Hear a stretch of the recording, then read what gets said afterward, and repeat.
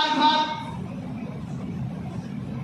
আমার রাসূল এই ঘরকে এত ভালোবাসতেন, হাদিসের কিতাবে এসেছে আল্লাহর হাবিব যখন হিজরতের রাতে হযরত আলীকে নিজের ঘরে শোয়া তিনি মক্কার শহর ছেড়ে যখন চলে যাচ্ছিলেন, কাবার উপর দিয়ে যখন যাচ্ছিলেন, আল্লাহর হাবিবের চোখ ভরা তখন পানি ছিল, কেঁদে কেঁদে আল্লাহর হাবিব বলতে লাগলেন, ওয়াল্লাহি ইন্নাকি লাখাইরু আরদিল্লাহ, আল্লাহর কসম তুমি আমার আল্লাহর শ্রেষ্ঠ ভূমি।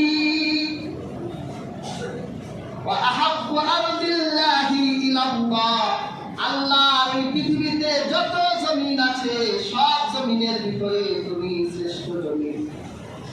ওয়ালাউলা আন্নী উখরিজতু মিনকি মা খারাজতু, যদি তোমার জনপদের লোকরা তোমার বুক থেকে আমাকে বের করে না দিত, তাহলে আমি কোনোদিন তোমার বুক থেকে বের হতাম না।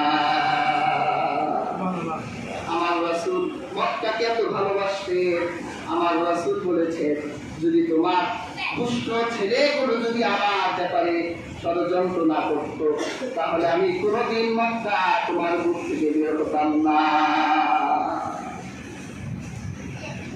হাজিরিন, আমার রাসূল যদি মক্কাকে এত ভালোবাসতে পারে, এই খানায় কাবাকে যদি আমার রাসূল এত ভালোবাসতে পারে, তাহলে খানা কাবাকে আমাদেরও ভালোবাসতে হবে। এই খানায় কাবার ভালোবাসা যতদিন আমার হৃদয়ে থাকবে ততদিন পর্যন্ত দুনিয়া থাকবে। আর যেদিন খানায় কাবা আমার হৃদয়ের ভিতরে ভালো লাগবে না, এটার মহব্বত যেদিন থাকবে না, এটার কদর যেদিন থাকবে না, সেই দিন দুনিয়া আল্লাহ পাক রাখবেন না। এই কাবা যতদিন থাকবে তুমি ততদিন থাকবে, কাবা থাকবে না, তুমি থাকবে না। হাজির, আপনারা সবাই তো জানেন আব্রাহা কাবা ধ্বংস করতে এসেছিল।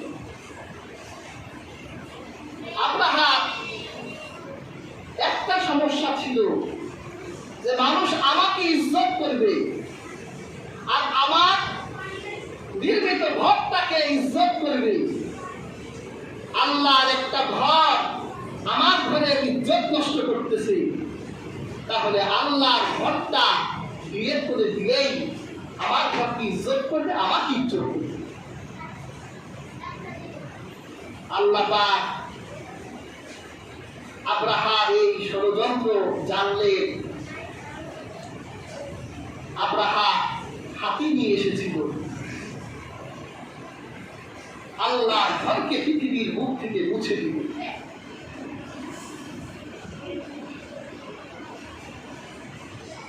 আব্রাহা মুছে গেছে, আব্রাহার ঘর মুছে গেছে।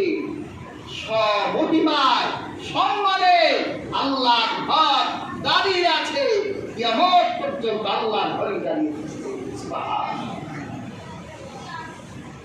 ওর হাতিটার নাম ছিল মাহমুদ। হাতিটা গজব টের পেয়েছে। মানুষের গজব টের পাওয়ার আগে পশু প্রাণীগুলো গজব টের পায়। যখন আব্রাহা হাতির পিঠে বসে হাতিকে বাড়ি দিচ্ছে, আঘাত করছে যে তাড়াতাড়ি কাবার কাছে যাও, আমি কাবাকে ভেঙে দিব। মাহমুদ হাতি আঘাত পাওয়ার পরেও একটা কদম কাবার দিকে আগে বাড়ায় না, বসে যাচ্ছে, বারবার বসে যাচ্ছে। কারণ তখন কাবার প্রয়োজন আছে। এই জন্য আল্লাহ পাক কাবার সম্মান নষ্ট করবেন না। হাজির, এই মাহমুদ হাতির উপর যখন চরম আঘাত নামলো, অবশেষে হাতিটা যখন উঠে নিজের অনিচ্ছায় কাবার দিকে রওনা হলো, আমার হাবিবকে আমার আল্লাহ কুরআনের আয়াত নাযিল করে জানিয়েছেন, ওয়া আরসালা আলাইহিম তায়রান আবাবিল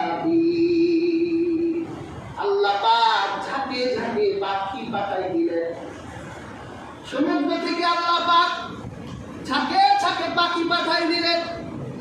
মক্কার আকাশ অন্ধকার হয়ে গেল পাখিতে। এত পাখি মক্কার আকাশে চলে আসলো, ওই পাখিদের ভেদ করে আল্লাহর আকাশ দেখা যাচ্ছিল না। এই পাখিগুলো আকাশ থেকে ছোট ছোট পাথর নিক্ষেপ করতে লাগলো। মুহূর্তের ভিতরে আব্রাহার তেজ, আব্রাহার ক্ষমতা, আব্রাহার হাতি কোনো কিছু টিকে রইল না। এক মুহূর্তের ভিতরে একটা প্রাণী ঘাস যেভাবে চিবিয়ে খেলে ঘাসের অস্তিত্ব থাকে না, এইরকম আল্লাহ পাক আব্রাহা আর তার সৈন্যবাহিনীদেরকে আমার আল্লাহ পাক রক্ষিত ঘাসের মতো করে দিলেন।